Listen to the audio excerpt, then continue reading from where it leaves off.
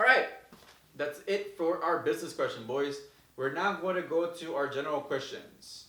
Toy Tech asks, what is a good way to ask your boss or owner for a raise? When do you think a technician deserves a raise? Toy Tech, I've talked about this before. It's really hard to ask for a raise, especially once you've already been working there. You don't get raises by asking your boss, hey, can I get a raise? Because if they say yes, they're only going to give you a raise for like 50 cents, and that's nothing.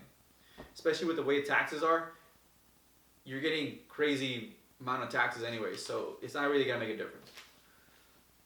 The way you get a raise is you go and find another job. When you go and find another job, you put in the application that you want like twice as much money as what you're making now. Now, when they ask you how much money you're making at your current job, you lie. If you're making 10 bucks an hour, you don't say you make 10 bucks an hour. You say you make 30 bucks an hour, and then you want $31 an hour to work for them. And when you go and negotiate and they hire you, you go and negotiate your pay, they're going to say, we can't pay you 31 bucks an hour, but we can pay you 20. And you stop yourself from laughing and crying for joy and jumping up and down, and you look them straight in the face and you say, no, I want 30. And then they're going to say, well, we can't do 30, but we can do 25. And you say, 28. And they say, we can do 26.50. And then you say, 26.75. Or you say 27. And then they say 26.75. And then you say, all right, fine. But I'm going to need 4 extra sick days, and I don't want to work on Sunday or Saturday. But that's how you do it. You get jobs by going to a new shop. That's why I recommend you guys work at a shop, learn everything you can, work for them, and then find another job and get raises that way. That's what I did. I was able to get a lot of money at a really young age because I would jump from job to job. Not because of they were bad locations. It was just because I learned everything I needed to learn from them, and I moved on. And as an employee, that's what you want. As a business owner, I don't want my guys to leave, so I pay them very well. And I tell them, I'm like, look, cut the shit. I know how the game is. How much do you need? Like, I want you to be here. I actually want you to grow with this company. I don't want you to leave. I'll teach you anything you want. I'll give you all the opportunities that you want. I want to open up shops. I need managers. That's what I want. Do you want to be with me or not? Or are you just trying to learn? Because if you're just trying to learn, go to Jiffy Lube. Like, we're here, like, we're actually going to build a family here and, like, blow up. That's what I told my mechanics. But if most places aren't like that. Most places are like, you're just expendable, so just get as much out of them as you can. But that's how you get a raise.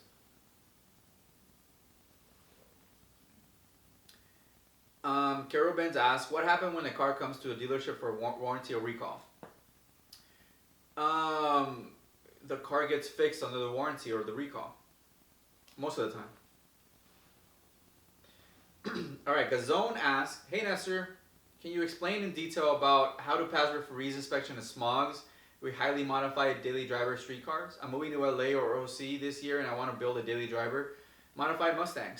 Thanks. Keep on doing your thing, like your channel. Thank you, Gonzo. Appreciate it. Well, in California, the smog laws are very, very difficult. So you can't. So I recommend that you don't.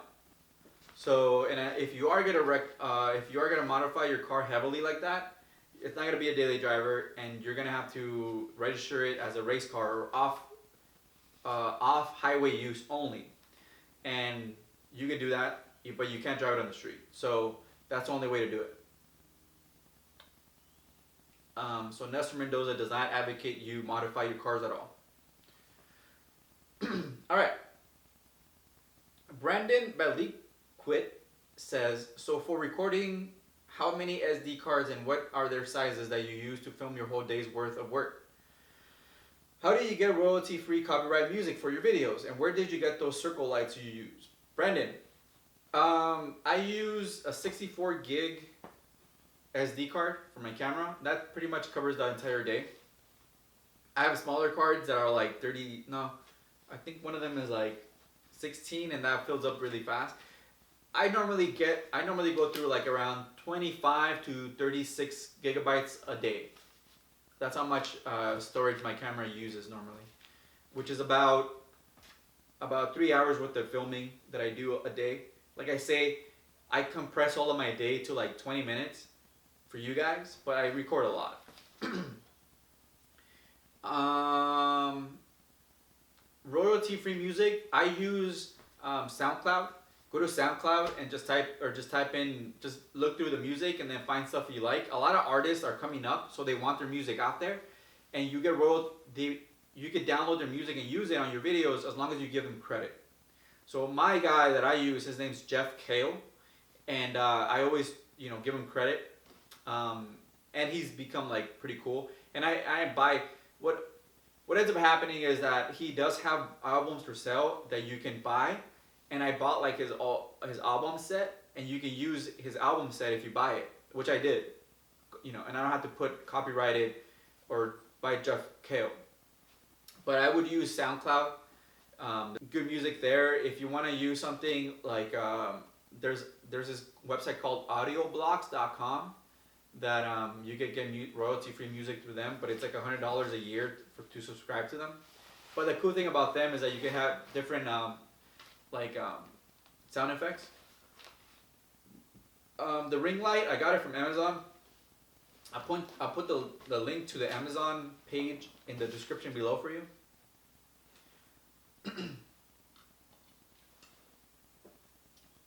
Have you ever tried to ask if you had to choose what fuel system you want to put in the Mustang? In the 66 Mustang, would you pick fuel or carbureted? What also is your opinion on electric vehicles? The Mustang's gonna get carbureted first because I want to make it under $1,000, and then eventually it's gonna get a fuel injection. I would rather go fuel injection because there's more options for me to tune it a lot faster too. So with the carburetor, I could only do one tune at a time. So if I go down the street and it's like super cold, the car's gonna act differently than when it's super hot. And if I want to run race gas, everything's gonna have to be changed a lot. You know what I mean?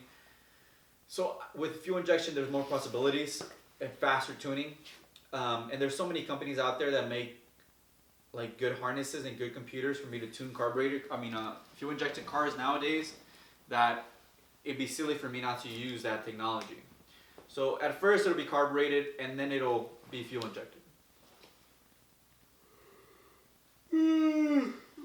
What's my opinion on electric cars? I like them. Ryan Jacobson asked, what do you think about the new Nissan and Ford Fiesta brand new for $13,000 or less? I don't think about the Nissan and Ford Fiestas. If they're under 13 grand, that's great. That'd be great, because you could lease one for like nothing. Especially if you're a student. If you're a student, you should be leasing the cheapest car you could find and pay like $100 for it a month. If you're a student, I would just buy one. I would buy my Ford Focus. I paid $1,000 for that thing, and I beat the hell out of it. Yeah, it breaks down all the time, and that's my own fault. So let's get this straight. The reason why my Ford Focus breaks down all the time is because I don't repair it. Like, I don't actually do the things that it needs. So like, I know a hose is about to burst, and I'm like, it'll be fine. I'll wait till next week, and then it bursts the same day. So it's my own fault.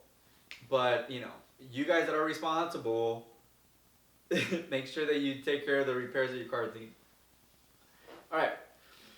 Harry Lou asks, how do you get around with big balls that big? How do I get around with these big balls? It's difficult sometimes. Sometimes I have to, get my pickup truck and throw them in the back. But we get it done. Hold on, boys.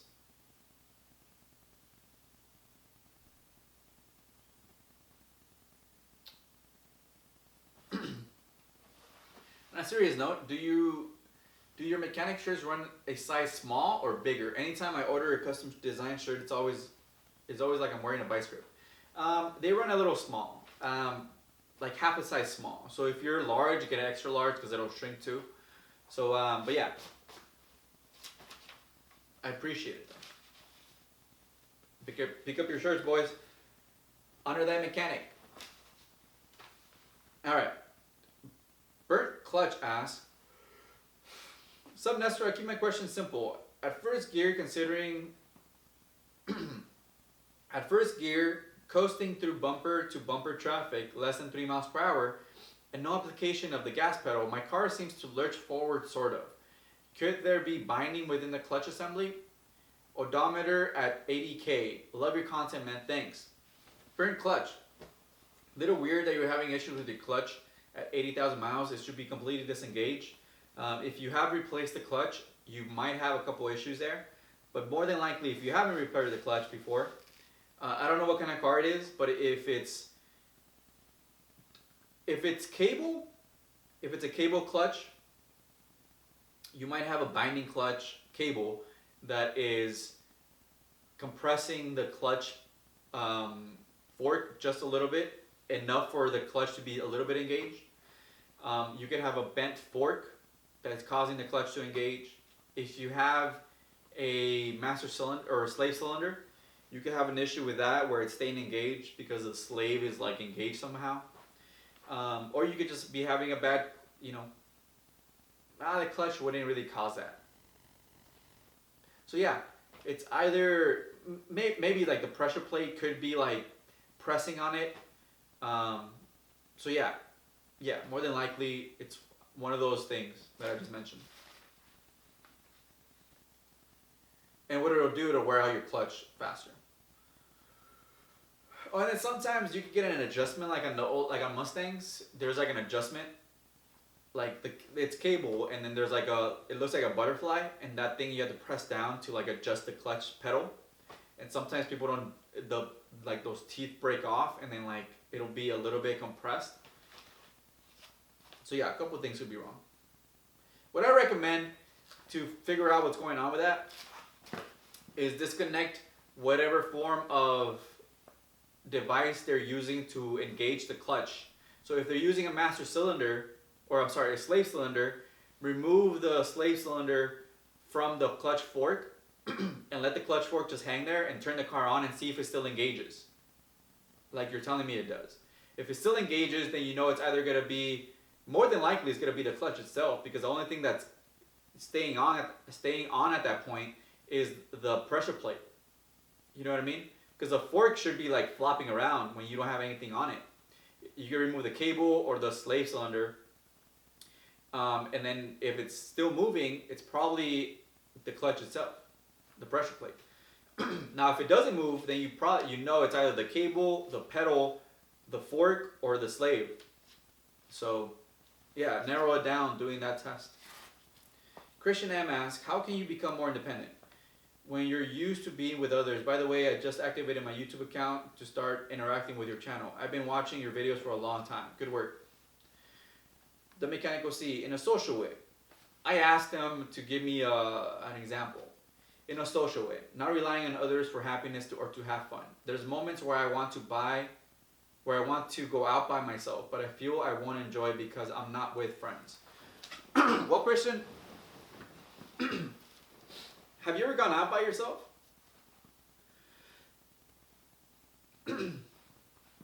If you have, then you know if you enjoy it or not. I enjoy going out by myself. I enjoy being by myself. The reason why is because my personality. I'm a very introverted person, believe it or not. I like to be by myself. I don't like to be with other people. I don't like relying on other people. I don't like anything when it comes to other people. When it comes to like socializing, you know what I mean? Because like I said, I'm a very introverted person. So I've been able to go out by myself all the time. So like when I used to go and like pick up chicks at the club, when that was like, when I was younger, I would go by myself because like when I would go with my buddies, there were two, I don't want to curse anymore. There were too much of manginas to go up to girls and talk to them. So I would have to go up to the girls and talk to them, and then they would all like swarm around and be like, "Oh yeah, what's up?" Once they didn't reject me, and I was like, "Nah." So I would go by myself. Um, so for me personally, I don't like going out with people, and if I do, there's like very few people I actually go out with, because there's very few people that actually know how to have fun and like to do their own thing also. So like for me, I only go out with guys that have money and that don't mind spending money, that know how to have fun, that aren't like worried about every little thing. I like guys that are responsible, that aren't there to like cause trouble, that are there to like have fun, meet women, have a good time. What ends up happening when you're a younger guy, in my experience, was that when I was younger, all my buddies they were all broke. I was the only one that would make any real money, because I made a lot of money. So I would be like, yeah, let's go buy some drinks, and everybody would be like, I'm gonna get some water, and then they would just like not do anything because they didn't have any money. They couldn't get in the club sometimes because they didn't have any money, because they would go because they knew the promoter, but the promoter wouldn't like let them in because it was just a bunch of dudes. I'd be like, all right, well, I'll pay for my door. What the hell? And then they wouldn't have any money. It would just, I was like, what the hell, guys? So if you're worried about having being alone, go and try it out. But you have to know your personality by yourself. You have to know yourself. I don't know how old you are. If you're a younger guy, you haven't really figured out who you are yet, which is fine. But you're gonna have to start doing these things, experiments, to know what you're into and what you're not into. I suspect you're a very young guy because you're asking me this question. And the reason why I know you're a young guy is because young guys don't know who their identity yet. Once you get older, you'll figure out, this is who I am. I'm an introvert, I'm an extrovert, I like being around people, people give me energy, or people drain me. So figure it out by doing these experiments. One night, get all dressed up, look good, feel comfortable, and go out. Go to a club, go to a bar, and just try to start talking to girls. If you can't talk to girls, then go out by yourself and then just be like, and see how it is, and see what you liked and what you didn't like. If you can't talk to girls, but you want to talk to girls, then learn how to talk to girls. You know what I mean? So there's a beauty in going out by yourself and being by yourself. As men, normally we like to be by ourselves because we like to reflect and like to think about our lives and what we really believe in the world. So, but you also want to socialize. People want to be around other people. For me, I like being by myself. For you, all I can really say is go out by yourself. Enjoy the solitude of being by yourself. Enjoy taking a long drive by yourself and being in your own head and thinking about your own life. What you want out of your life, what regrets you have, how you can cope with those regrets, how you can make it better, how you can make your life better, how can you make more money, how can you meet more girls, how can you become a better man. You have to be able to be comfortable with yourself to be able to be comfortable with other people. So the only thing I can really say is go out, be by yourself, and see how you like it. See what you don't like, see how you can make it better. But at the end of the day, you're going to have to be alone, and you're going to have to know how to deal with being in your own head. And that's hard sometimes, especially if you just don't know. But go out there and try it. What I recommend, if you don't know, there's two websites I recommend. GoodLookingLoser.com, link in the description below. It'll teach you how to go out by yourself. And Gorilla Mindset by Mike Cernovich. I always recommend this book, but it's because it's one of the best books on how to control your mind and emotions, your thoughts and emotions. So read that book because it'll help you work through your thoughts.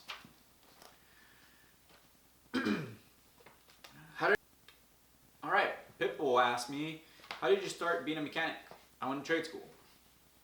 Nick Rogers, do you ever wonder why you fix cars for a living? Sometimes when shit isn't going to plan, I say, do I do this? Ha ha ha. Doesn't happen often, but it happens. Yes, I wonder all the time. I wonder why I'm an entrepreneur sometimes. Entrepreneurs have the highest highs and the lowest lows, and that's like in a day. Like in the morning, I'm like super happy, And then by the end of the day, I just want to burn the whole entire shop down and burn every car that I see to the ground. And then the next day, I'm all happy again. And I wonder why I do it. And I think it's just because it's there's a mental disorder that makes you become an entrepreneur because you don't like working for people. But I do ask myself every day why I do what I do, and I come up with like different, But at the end of the day, the reason why I do what I do is because I like my independence. I like being by myself. I like working on cars, and no matter what, what you have to realize is that anything you do is gonna be hard. Anything you do, anything. You're going to spend the same amount of time and frustration on anything you do. So if you're going to spend all the time and frustrations on anything, then you better make sure that you like what you do. A lot of guys don't realize that it's all the same work. It's all the same amount of work. The only difference is the amount of happiness it brings you and the amount of money. For me, this brings me more happiness than money. If I really wanted to become like a ultra billionaire, I would be doing real estate. I would be doing like sales of software or pharmaceuticals. But no, I like working on cars because it brings me more happiness. Like I don't need that much money to be happy. Like more money isn't gonna make me more happy. You know what I mean? Like helping people open up businesses, I think that'll make me really happy because I love what I do here. So I'm going to do that. Even though it's probably not going to make me as much money as I could be making somewhere else, but I wouldn't be any more happier. So there's a point in your life when you become so successful and you have enough money that you start looking for like real meaning. I hope all of you guys get there. I want to help you guys get there so you guys know exactly what I'm going through. There's a point in your life, and you see this with all successful people. There's a point in all their life where money just doesn't matter anymore. And all they care about is just like helping people and becoming more happy and more efficient with their time. So when that happens, you guys will look back at this video and be like, holy crap, Nestor was right. I got there, I'm there like way sooner. Yeah, I want more money. I mean, don't get me wrong. I love money. I always want to, make money. But that's not always at the forefront anymore. You guys will get there. Marcielo asks, how many licks does it take to get to the bottom of a lollipop? Let me call your girlfriend and ask her.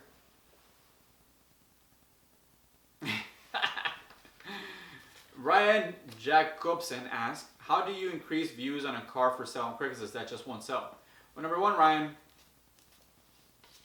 you gotta price it properly.